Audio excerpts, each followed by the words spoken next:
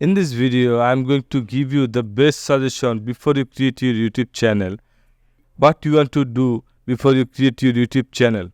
This suggestion is for those people who want to take YouTube as a serious career. Before I start this course, I want to tell you something. So open a YouTube channel is not a rocket science or is a big deal or a hard work. So you can easily go to YouTube and you can easily open your channel with a minute. But before you open your YouTube channel, I want to tell you something. So what I am going to tell you, before you create your YouTube channel, you must know something. So what you should know? So some people going to YouTube and create YouTube channel. It's easy.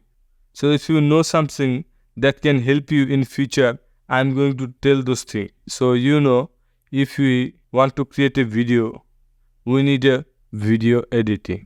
Yes. So some people just record video on their mobile or camera and upload it YouTube.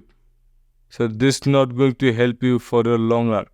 So if you know little bit of editing, I'm not going to tell you that you are become pro in video editing. So before you start your YouTube journey, you can give 2-3 months in your video editing, thumbnail design and SEO.